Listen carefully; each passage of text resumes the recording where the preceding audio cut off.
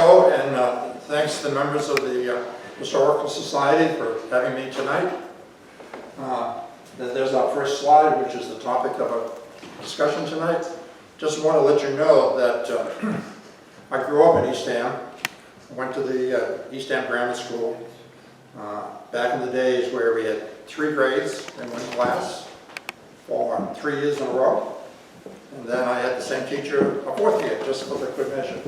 But anyhow, I went on to Orleans High and proceeded to go to engineering school, and I ended up working for Polaroid Corporation most of my career. And I'll just say, like somebody used to say on the radio, I'll tell you the rest of the story about Polaroid Corporation later on. So anyhow, I did return for vacations, and I built a house down here in 1978. My dad generously gave me and my sister a piece of land, and I've been occupying that house ever since. We spent a lot of summers down there with my kids growing up and so forth and so on. I must admit, at this time it's a rental, but I still spend a lot of time. I'm in my grandmother's house or camp, thanks to my good daughter. She lets me stay there. So I'm here all summer, taking care of the rental and just doing a little fishing. Not as much as I used to, not as early as I used to, but I'm still out there. Okay, let's go to the next slide, please. These are the acknowledgements. These are the resources that I used. And I would assume most of you are familiar with Noah Block-Bio, who wrote 3 different pamphlets and booklets on the tiger chip. And I will tell you this, there is infinite amount of information on the internet about the tiger chip. You can spend hours and hours and hours reading and learning about the tiger chip, as I have. And just to say, what happened was, my cousin who's here tonight mentioned that I had a few slides or some pictures that the Historical Society might be interested in. So I came over, I showed them what I had, I told them a few stories, and the next thing you know, I'm the expert. So anyhow, moving on. This is the house that I grew up in. This picture was taken in 1947. I want you to notice there's no telephone poles because we did not have electricity or a telephone. So the next slide shows what it is today, or last one. If you look carefully, here's the corner of the barn. So there's been a few trees growing. What street is it? It's 1947. I'm sorry? What street is it? Samoset. Samoset. Road, 1100 Samoset Road. Okay, the next picture is of the house that I grew up in. I inherited the house, but I chose to sell it a few years ago, and the folks are getting ready to replace it with a more permanent year-round house. They plan to retire down here in retirement. So this is the barn, which sits actually 6 feet of it is in the town property. And I used to worry the town would ask me to move it, but it turns out if nobody complains, you don't have to move it. So that's a very famous. People used to stop by the busload and take pictures. I threatened to put a bucket out with a sign that said $5 per picture, please. I never did. Okay. My dad moved to Eastham during the Depression. He had gone to journalism, he went to BU, and he thought he was going to come down here and write the great American novel. I guess his love was really short stories. You write, but then you've got to sell what you've written. And I guess that was a problem during the Depression. So he had spent summers down here, so he knew, number one, how to go to the West Shore, first thing on the beach, walk out at low tide, and scratch co-walks. So he could do that. He also figured out how to raise turnips. So he got permission to use the field across from the house. He planted acres of turnips. He had co-walks. His crop came in at the same time everybody else's crop came in. It was going to cost him more to ship the turnips that he was going to get for the turnips. So that winter, they lived on turnips and quahogs.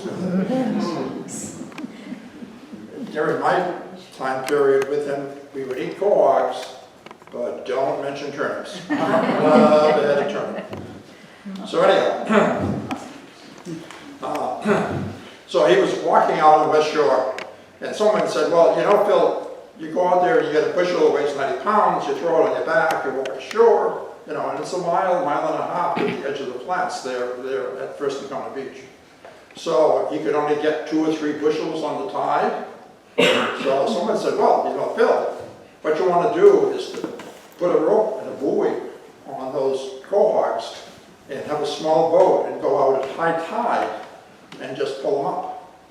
So you could spend all of the tide scratching and pick up the quahogs later on. So he did that. He actually had a boat out of Rock Harbor. He would go out there. I think he would buoy up as many as 20 or 30 bags at a time. And so he would go out and, you know, that way he spent a lot more time scratching, getting the quahogs. Well, in the meantime, he found out the price of soft-shell clams available at Billingsgate Island was considerably more economically desirable. So, believe it or not, they had a dory, and they used to row from Pease River to Billingsgate Island to get soft-shell clams, take soft-shell clams. And on the way, he noticed some splashes. He said, what are these splashes? Oh, those are striped bass. They're worth 50 cents a pound.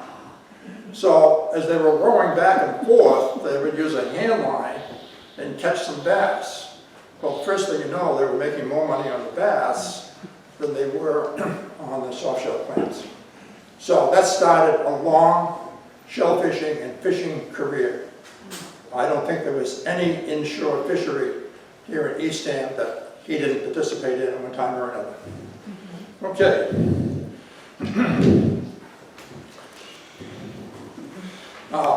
And what happened is he started a charter boat fishing business.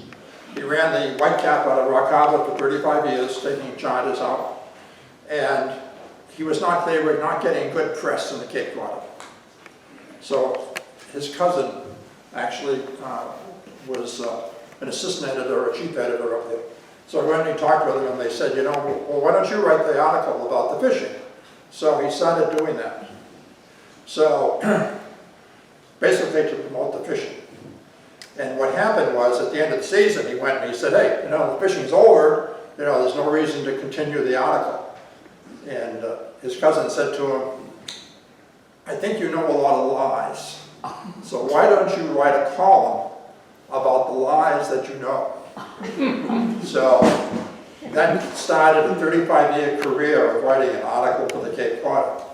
And his technique was very simple. He would start off with something that everybody knew was factual. You knew that was true.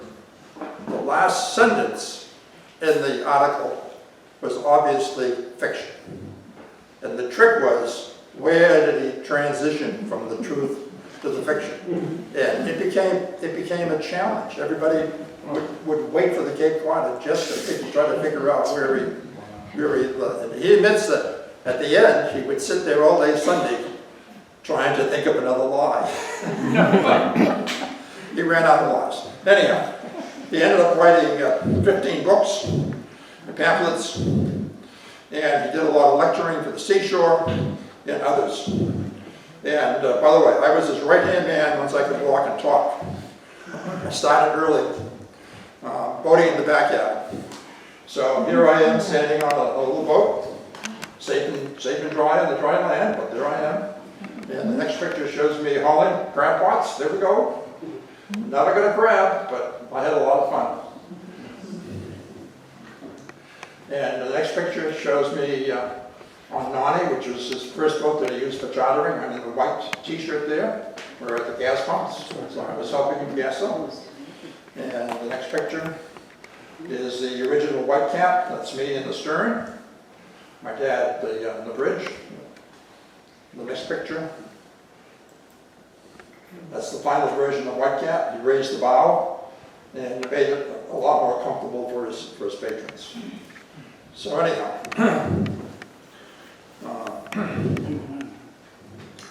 So I went with my dad whenever I could, you know, including bay scalloping, in February, school vacation, after school in the fall when the season was in and so forth. So I learned a lot. And one of the things I learned a lot about was the target ship. So we were coming to the SS James Longstreet. And I say this, and this is not political, trust me. I'm a little bit like Elizabeth Warren, because everything I know about the target ship, my dad told me.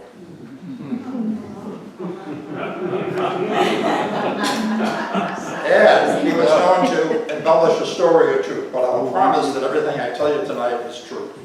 So anyway, so first question. If you're in the Navy, don't answer. How many people know what the SS stands for on the James Longstreet? I got one person in the back. Hey, yes, sir? Steamship. Steamship, exactly right. Oh. It had a steam engine. And all the time I was growing up, I assumed it was a diesel, because I just thought that's what it was. But it turned out that at the time they started the construction of the Liberty ships, turbines were just coming into use in the marine industry, but it required fine machining, and because they were going to build over 2,700 of these ships, they needed something that any machine shop could produce. So they chose the steam engine. Okay. This is the picture of the British lifeboat. They just say, you know, this is World War II, which some of us remember. I remember vaguely. But in the beginning of the war, the German U-boats just sat off our coast and sank every freighter that went by. There was never a time that you couldn't see a file or two or three on the horizon. So this was a British lifeboat that came ashore. And by the way, Coast Guard was strictly forbidding any pictures to be taken. They were compensating film, but somehow my mom managed to get this picture and they didn't find her camera. So, anyway, let's see where I am here. Oh yeah, just a note. People don't believe this, but during the war, you were not allowed on the beach at night. Forbidden. If they had patrols, Coast Guard patrols that went up and down the beach, and if they saw somebody, they shot them. And they would ask questions later. And the problem was that there was a tremendous fear that there would be saboteurs that would be landed by some of the German U-boats, or there were actually German sympathizers on the Cape that were supplying fresh fruit, vegetables, and meat. So I think these saboteurs was what the big concern was. And there was a lady here last year or the year before who told me that with the only as rotary is now, they actually set up a roadblock. There was a rumor that somebody had come ashore. And she went to go there and she didn't have a license. And they said, sorry, you don't have a license, you can't pass. And she said, well, you see that fellow over there that's in charge? That's my husband. So they let her through. As far as I know, they never did find any saboteurs, but there was great concern. And my dad, by the way, during that time period, you could go to the shore, but you had to get permission. You had to go to the Coast Guard and tell them where you were going and how long you were going to be there. And then you had to go back to the Coast Guard station and tell them that you had returned. So every morning you had to go to the Coast Guard station, say, I'm going out of Rock Harbor, I'm going to this area, I'll be fishing, I'll be returning at such and such a time. And that continued on, certainly during the early stages of the war. Okay, my sister and myself waving to a blimp. You can see the same field from a different angle. I don't see too many trees. The blimp, by the way, was used to try to spot the German U-boats. That was the purpose of the blimp. And by the way, during 1940, the Germans sank 1,000 freighters. Wow. So that was the beginning of the war. They had their way. And if you, I'm not really a student of the history, but I know at the end of the war, assignment on a German U-boat was a suicide mission. They went out and nobody came back. So they went from being heroes to not being the desirable place to be. Okay, President Roosevelt had agreed to help Britain by supplying materials to fight the war. And we had a lot of the materials and stuff that they needed, but nobody had the ships. So Britain actually hired or asked for the U.S. to build 50 ships, cargo ships, to help transport.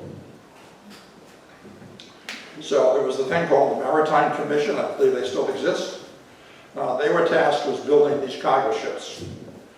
And they chose a design that was after a British ship called the Empire of Liberty. Hence the original name of the ship design was Liberty, after that ship.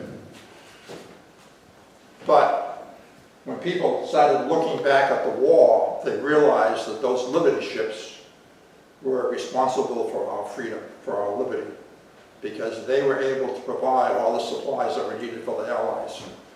And so the name Liberty sort of stuck. So they all became known as the Liberty Fleet. Okay, this is the James S. Brown. This is a museum ship in Baltimore. This is an active ship. It takes cruises every year. I read where they took 75,000 volunteer man-hours back in the late 1980s to bring that ship back. And she hadn't been operational for 46 years, and they brought her back. So they actually took it to England. I believe there was some kind of a celebration. The other ship which is active is the SS Jeremiah O'Brien, which is in San Francisco. The Brown has been converted into a school for training purposes and so forth. The O'Brien remains basically as it was as a cargo ship. Okay, during the war, there were 18 shipyards in the United States that produced Liberty ships. From 1941 to 45, 18 shipyards there, I'm sorry. The average time it took from laying the keel to launching the ship was 20 days. Whoa. At the end of the war, they were averaging 3 launches a day. Oh my goodness. So that the concept was to build more ships than the Germans could sink. The exact number is in question, but the data I have says around 2,710 of these ships are actually constructed. There was over 1.5 million workers. 200 of the ships were either sunk by enemy fire or destroyed by storms. The SS James Longstreet was built by the Todd Houston Shipbuilding Corporation in Houston, Texas. Next slide, please. Okay, this is an aerial view of the ship. I just want to point out that in the bow and in the stern, I think the bow had a 4-inch gun and the stern had a 6-inch gun, and then there were a number, I think there were 6 to 8 anti-aircraft guns located in the ship. So that was their armament. Not much. Okay, next slide. Wow, what's this? Anybody venture a guess? This is the Henry J. Coupe. It was produced by a guy named Kaiser. Anybody remember Kaiser? Next slide. So here's a picture of Mr. and Mrs. Kaiser. This is a quote. Henry John Kaiser, industrialist and enterprise, ran shipyards that built nearly 1,500 ships during World War II, using assembly line techniques, then considered revolutionary in shipbuilding. His employees could build a ship in 4.5 days. For this feat, he was hailed a national hero. Actually, it was 4 days, 15 hours, and 27 minutes. So, the concept was that there were large sub-assemblies that were built off-site. And these were brought in and bolted together. Because the standard way was to bring in a piece of steel, measure it, cut it, rivet it, bring in the next piece of steel. So it took minimum 6 months to years to build a ship. But by using this assembly line technique and by going to welding, it's just interesting, there's an hour YouTube about the Kaiser yards. They brought in 93,000 employees from all over the United States. They gave every employee housing, school, health insurance. Oh, wow. It was the largest health insurance plan in the United States at the time. So he took good care of his employees. But they would come in untrained, 6 days, they would become a certified welder. And by the way, 25% of his workforce were women, and there was a lot of diversity within that workforce. They did a fantastic job. Okay, Liberty Ship had 250,000 sub-assemblies, weighing up to 250 tons. Obviously, they were brought in by cranes and so forth. In Richmond, California, he constructed 4 yards over 880 acres. He took up 4.5 miles of the coastline. He had a workforce of 93,000. So those 4 yards produced 747 ships, including 519 living ships. Okay, next slide. Here we go. Here's a diagram of a typical Liberty ship. There are 5 cargo holds. And notice this is the steam engine and the boiler. There are 2 boilers and a triple cylinder steam engine that weighs something like 170 tons. Okay. Let's go to the next picture, please. Okay, this is the first known photograph of the James Longstreet. This was taken in England just before the start of the 3rd and final voyage home. Okay, next slide.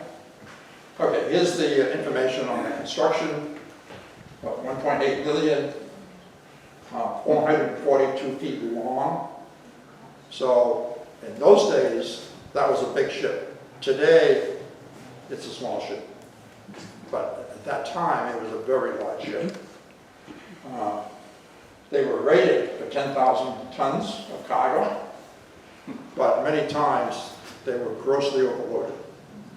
They would take locomotives and lash them to the deck and so forth and so on. So this is just a sample of what they could carry. 440 tanks. And by the way, when they carried ammunition, they carried a lot of it. And there was more than one accident. Okay. So, why is this damn thing named Longstreet? Next slide. Oh, okay, here's another slide. Here's more information. Single propeller, 3-cylinder, 2,500 horsepower. Notice the diameters of the cylinders, 24.5 inches, 37, and 70. So the highest pressure steam would go to the small diameter. And then it was a 3-cylinder kind of thing. And that was the standard complement. Okay, next slide. Okay, James Longstreet. I'm going to let you read all this. They built 2,700 ships. If you wanted to raise $2 million, you could get to name your own ship. So they had a hard time coming up with 2,700 different names. So they chose General Longstreet for our ship. He was one of the principal reports to Lee. He was blamed for the loss at Gettysburg for a long time, although his first wife died from, all his kids died from some childhood disease. I forget the name of the disease at the time. But his second wife spent basically all her life trying to restore his good name, which she was able to do. He was not responsible for the loss of Gettysburg. Okay. At the launching, by the way, the ships were 85% complete. So the other 15% was done after they were launched. The Longstreet actually took 69 days before they launched it, and then another 20 days for outfitting and sea trials. the Longstreet did 3 voyages, and all that information is available on the internet. You want to know their cargo, you want to know where they went, it's all there. But going home, let's see, where are we? Okay, going home, they used to come and go with big convoys, so she ended up in Halifax. And I don't know exactly what happened, but there was a collision with a British ship. I got ahead of myself here, sorry.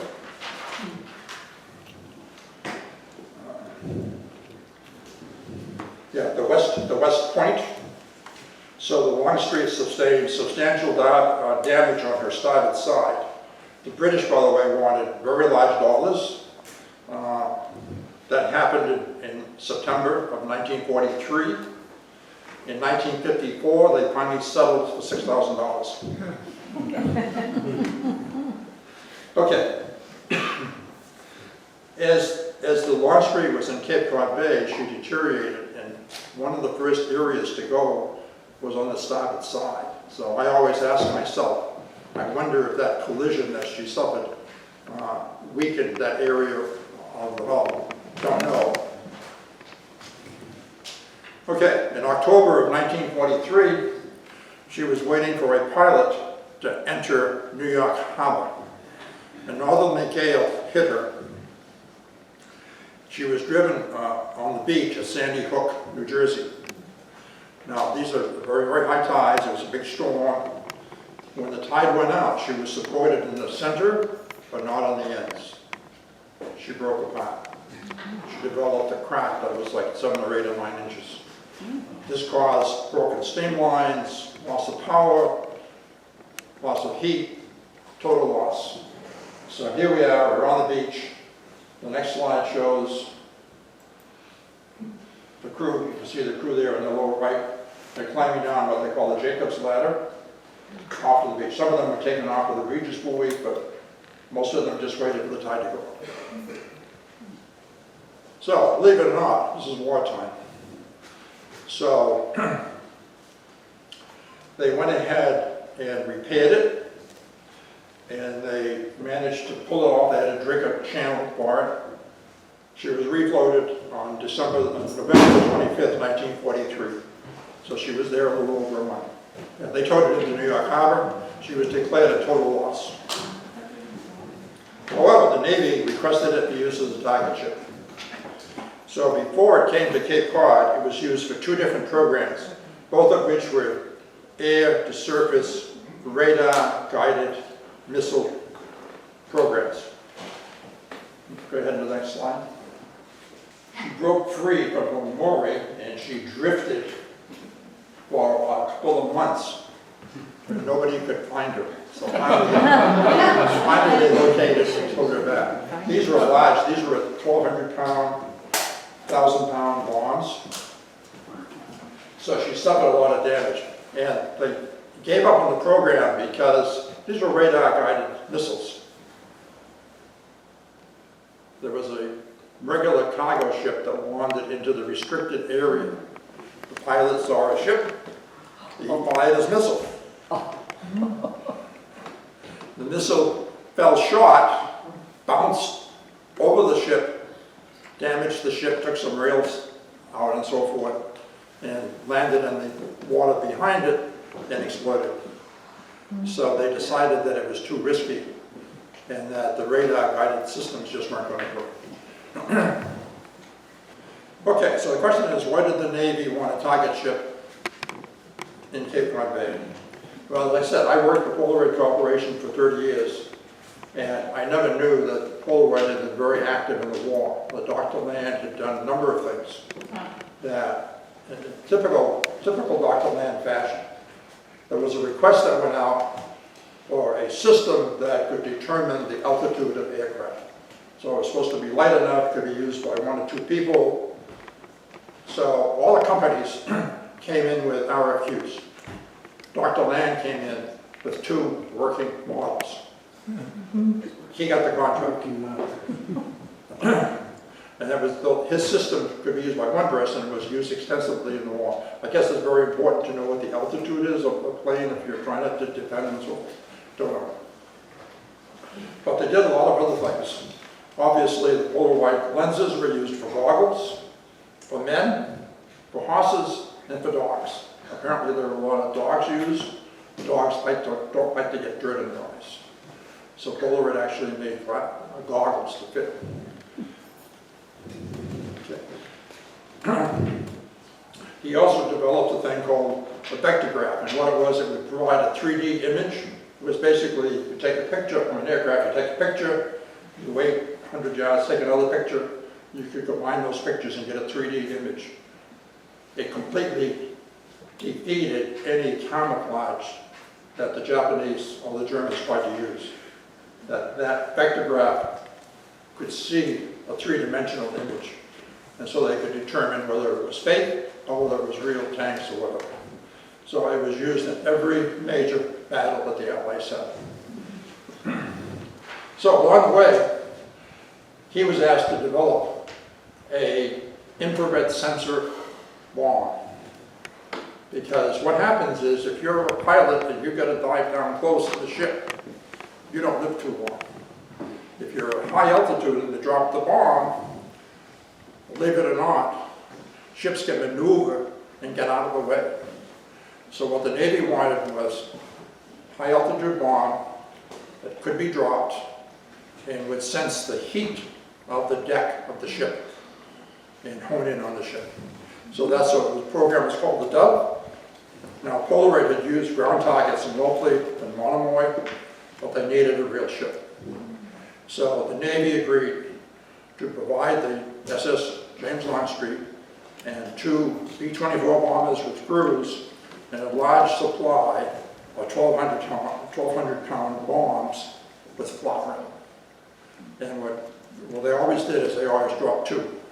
They dropped one that was just a bomb, and the second one would have the guided system in it. And so they could determine if there was an improvement or not. Did you say the bomb had flour in it? Yeah, so you could see it. When the bomb exploded, you know, when it burst on the ship, you could see if it hit the ship. It was white. Believe it or not. And they needed the weight and simulated the real explosives. Yeah, okay. Okay. So the next question is, why did they choose Cape Cod Bay? Well, they knew this target ship, this Longstreet, was going to sink. It had already sunk where it was. So they needed a shoal. They needed it to be close, relatively close. Now, Quonset, Rhode Island was their Navy's main base at the time.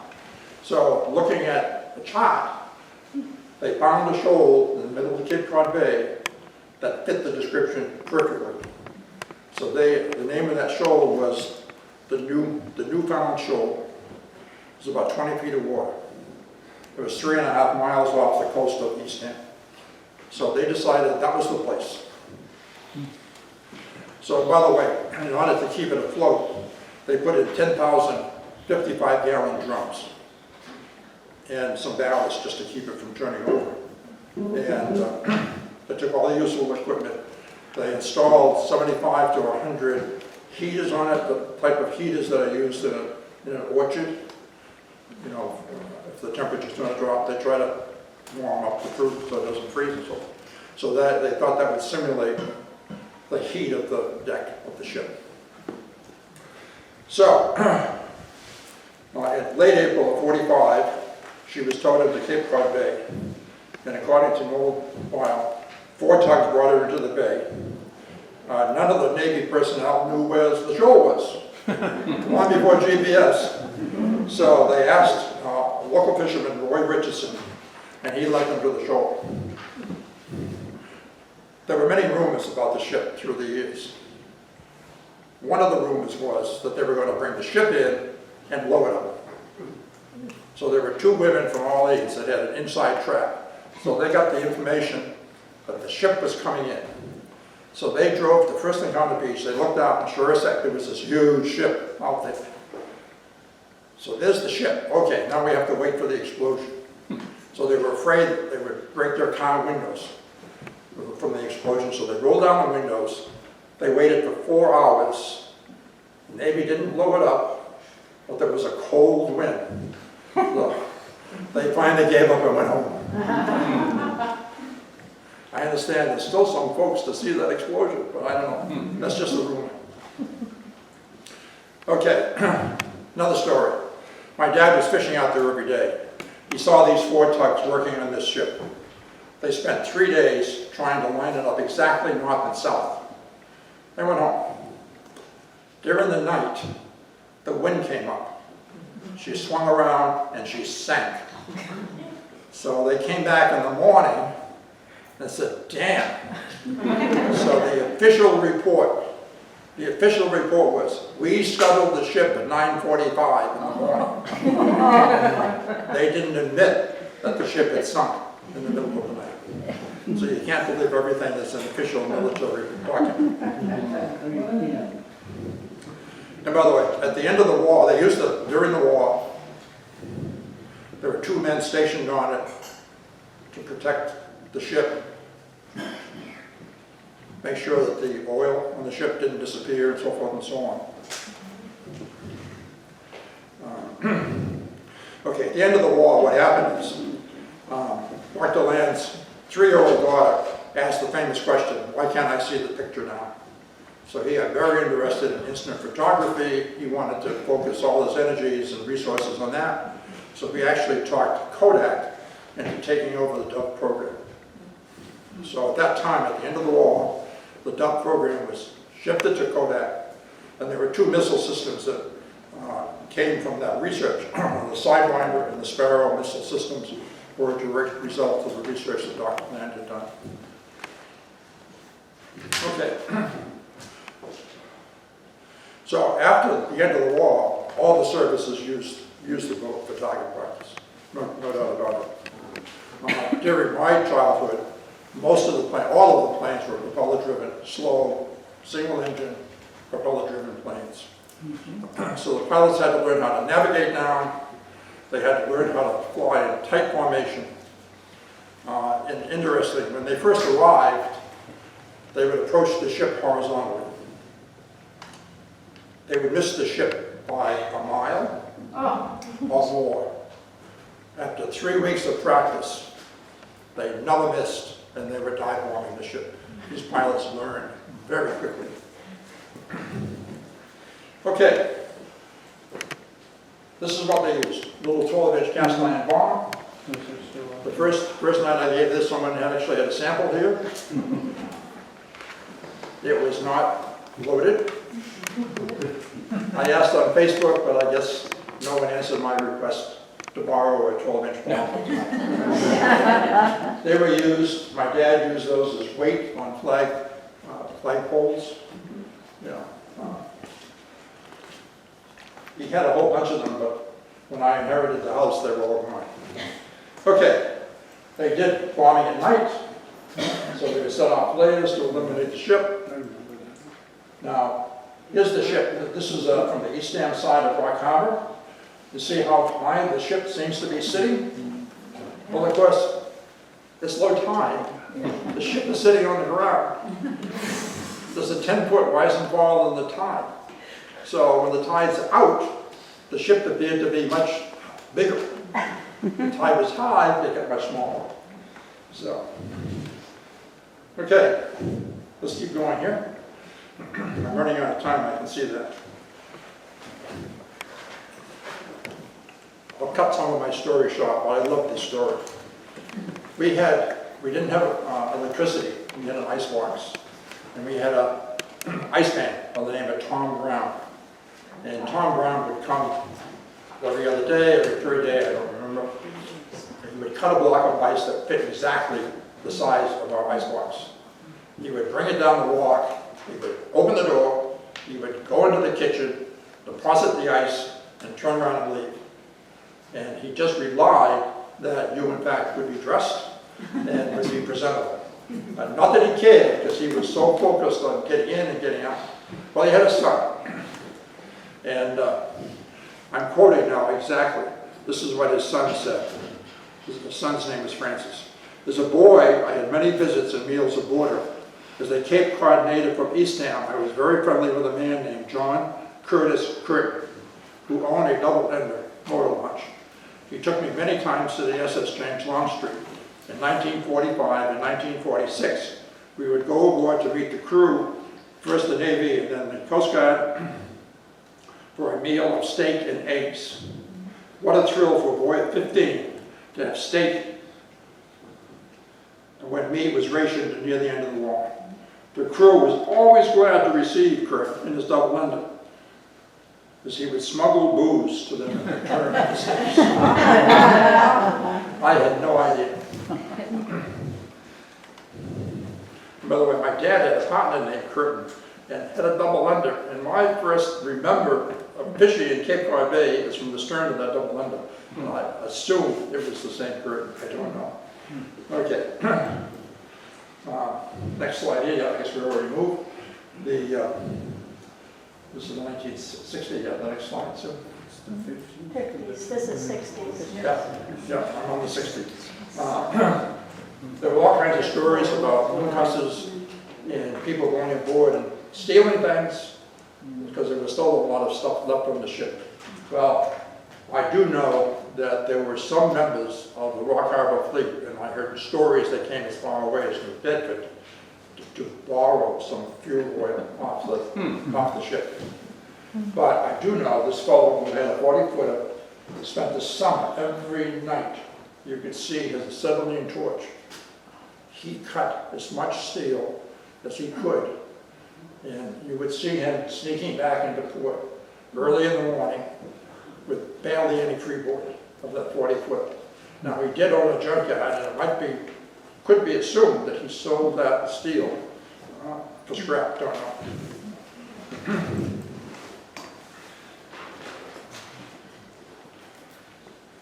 Okay, there were all kinds of rumors about bombs landing on land.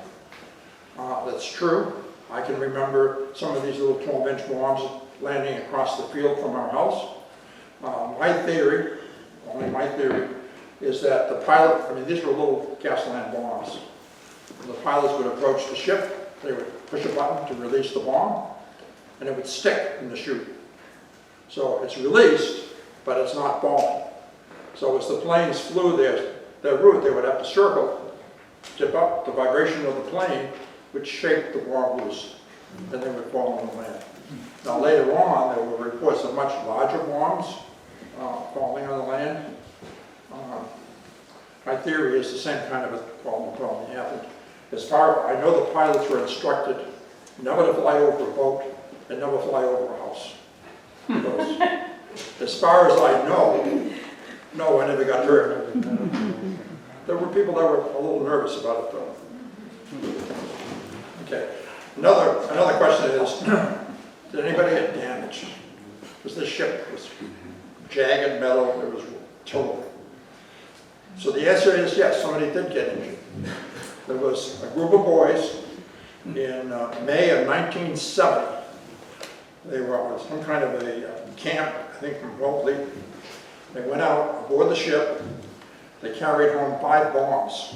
Oh, jeez. So one youth was using a screwdriver to clean out the bomb.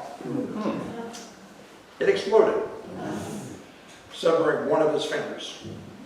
So they had removed from the ship 200-pound exploded bombs, 2 bomberettes, each containing 5 pounds of explosives, and a Mark 5 spawning practice bomb. This is the bomb that exploded and took his finger. So after that, there were all kinds of signs, all kinds of people on the ship, guarding it, not letting anyone near it. Okay, another question, another story. These pilots were learning how to fly in tight formation. Every once in a while, they would hit each other, and the planes would go down. So there was a plane that went down in the middle of the bay. I don't know what happened to the pilot, but my dad saw the plane go down. He knew exactly where the plane was. A few days later, the Navy shows up. All kinds of equipment. He goes over and he said, "Would you like to know where your plane is?" And And they said, what are you talking about? This is a military matter. You're a civilian, you know, go away. 3 days later, he went back and said, would you like to know where your plane is? They said, okay, show us the plane. So he took them over to where the plane had come down. They were nowhere near it. There was another situation. In June of 1966, there were a group of 5 youths, I think mostly teenagers, the 4 males and a female, late at night, after buying a gallon of white paint and a copy of Playboy magazine, they went out to the ship. They painted on the side of the ship the Playboy bunny. Now, it was kind of rough. The boat was bouncing up and down. The girl's job was to keep the ship, their boat from banging into the ship. There were other people that were the dippers, past the brushes, and then there was the painter on the top. Well, the painter on the top was pretty clean, but everybody below got covered in paint. I understand that was readily visible from the shore, and was there for a year. The second year, you could just barely see it, but it was still there. Okay. I worked for, actually, AFCO for a while. I had a section manager there who had a pleasure boat, and he liked to travel down to Wolseley Harbor.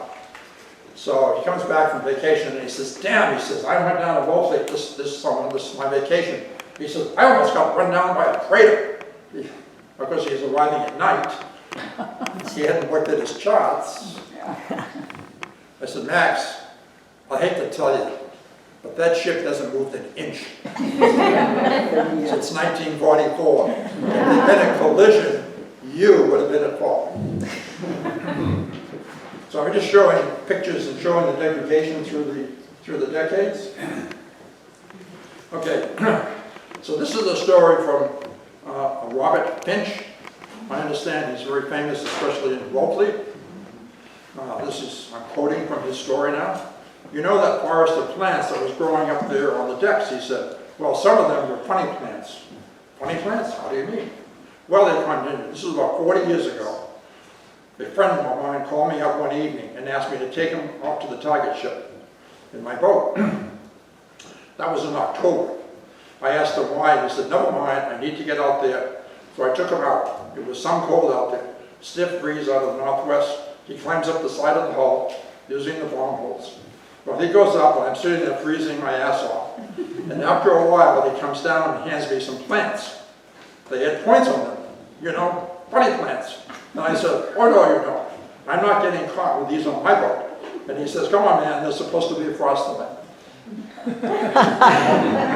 Can you believe that? Growing weed on a U.S. government property in an officially restricted zone. Okay, so there's me sitting in the stern of my dad's workboat. It was a 20-foot workboat. I don't know if it was on this trip or another trip. Well, hang on to that for a minute. Okay, sorry.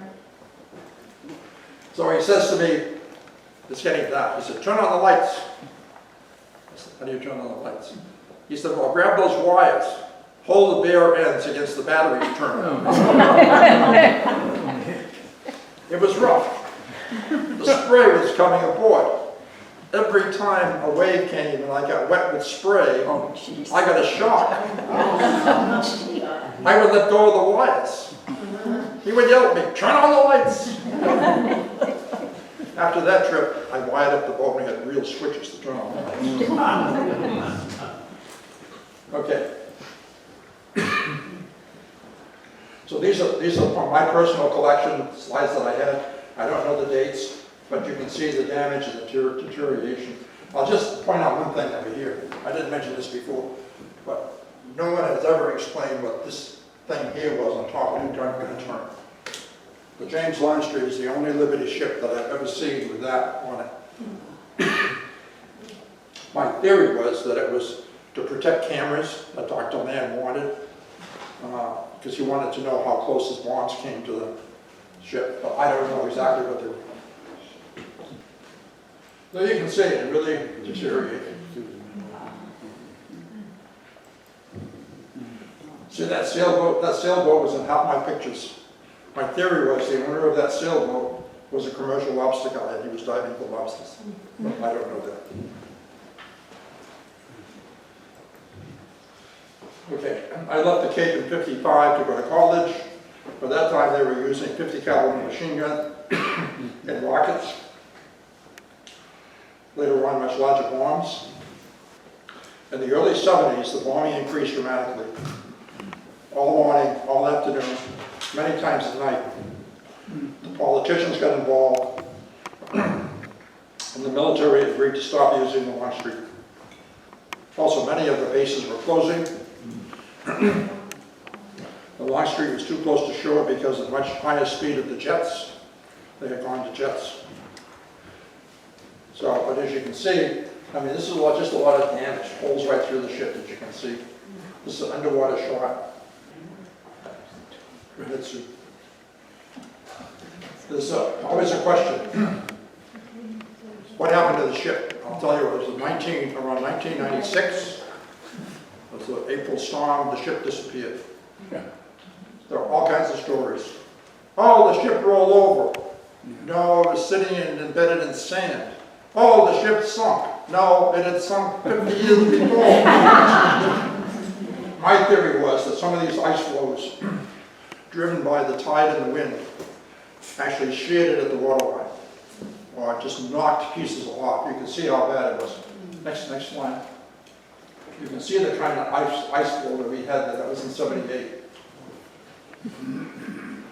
Keep going, Sue. Okay, this was a screenshot from a drone video that was taken in, I believe, '21. Actually, a fellow waded out from the beach and launched a drone and sent it out there and took this picture. So it's still there. It's going to be there for a long time. But as you can see, most of it's underwater. Now, the next slide was taken in 2014. So you can see this is a dead low tide. So you can see what a hazard to navigation it is. Those are the steel grips sticking up. That's first thing on the beach in the background there. So anyhow, if you have a boat, you really can. And finally, good night.